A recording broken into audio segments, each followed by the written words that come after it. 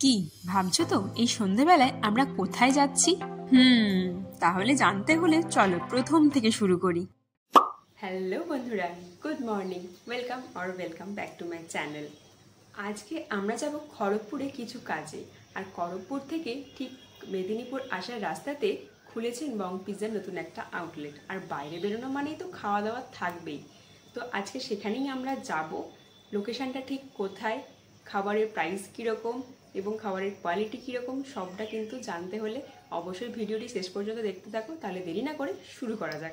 আমরা লোকেশনটার প্রায় কাছাকাছি চলে এসেছি। এই দিকটা হলো মেদিনীপুর যাওয়ার রাস্তা, আর ঠিক তার অপোজিটে হলো খড়গপুর যাওয়ার রাস্তা। মোহনপুরের কাছে সতকুইতে এই রেস্টুরেন্টটি রয়েছে। এই দেখো লেখা রয়েছে বং পিৎজা। চলো এবার তাহলে ভেতরে প্রবেশ করি। চলো এবার একটা ভালো বসার জায়গা দেখে বসে আগে খাবারটা অর্ডার করে নিই, তারপরে তোমাদের সাথে পুরো জায়গাটা ঘুরে দেখাবো। এই হলো এখানকার menu card. Pizza, burger, wrap, biryani, veg and nonveg বিভিন্ন রকমের আইটেমস, মকটেলস থেকে শুরু করে সমস্ত কিছুর কিন্তু অপশন এখানে পেয়ে যাবে। তোমরাও মেনু কার্ডে একবার চটপট করে চোখ বুলিয়ে নাও।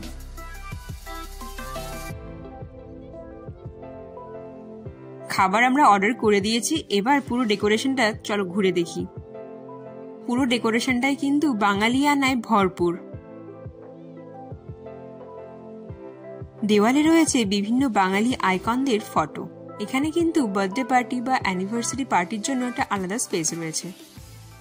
ওয়াও, চলে এসেছে আমাদের স্টার্টার ট্রেনে করে।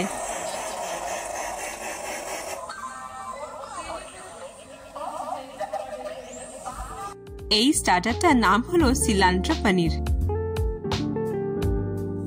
দেখতে কিন্তু বেশ টেম্পটিং। এবার তাহলে টেস্ট করে দেখা যাক কেমন খেতে।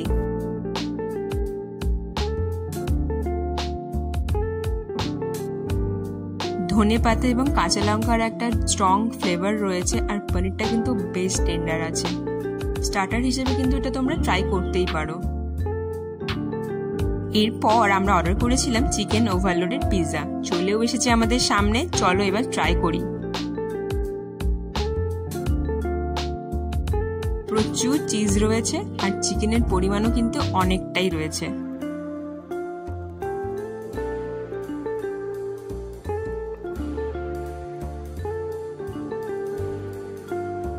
হাতে তোলার সাথে সাথেই ভেঙে গেল, এতটা সফট। আর মুখে দেওয়ার সাথে সাথে তো জাস্ট ওয়াও। বং পিৎজাতে এলে কিন্তু অবশ্যই তোমরা পিৎজা ট্রাই করো।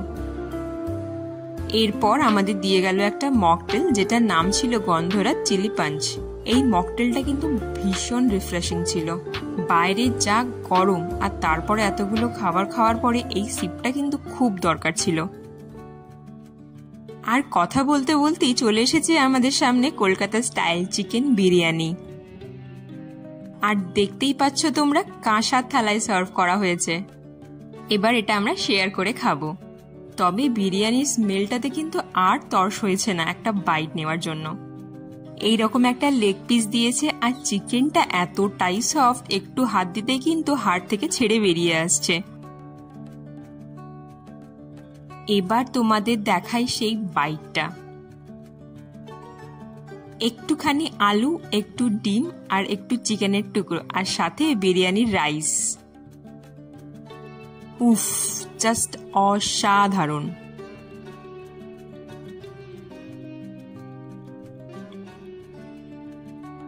আর বিরিয়ানির সাথে দিয়েছিল রায়তা। রায়তাটা খেতেও কিন্তু বেশ ভালো।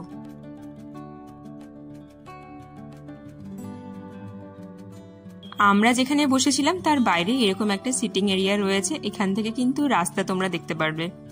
খাওয়া দাওয়া কমপ্লিট। এবার আমরা বিল মিটিয়ে বাইরে বেরোবো। ওভারঅল বং পিৎজাতে আমাদের এক্সপিরিয়েন্স কিন্তু খুবই ভালো। আমার দিক থেকে কিন্তু হাইলি রেকমেন্ডেড থাকলো। তোমাদের বলবো তোমরাও যাও এবং ট্রাই করে দেখো এদের খাবার দাবার, এবং কমেন্ট করে আমাকে জানিও কেমন লাগলো। আমার আজকের এই ভিডিওটি ভালো লেগে থাকলে অবশ্যই এটা লাইক অ্যান্ড কমেন্ট করে দিও, এবং এইরকম নতুন নতুন আরো ভিডিও পেতে অবশ্যই চ্যানেলটিকে সাবস্ক্রাইব করে দিও। আজকের মতো বিদায়। দেখা হচ্ছে পরের একটি নতুন ফুড ব্লগে, একটি নতুন রেস্টুরেন্টে। ততক্ষণ তোমরা সবাই ভালো থেকো।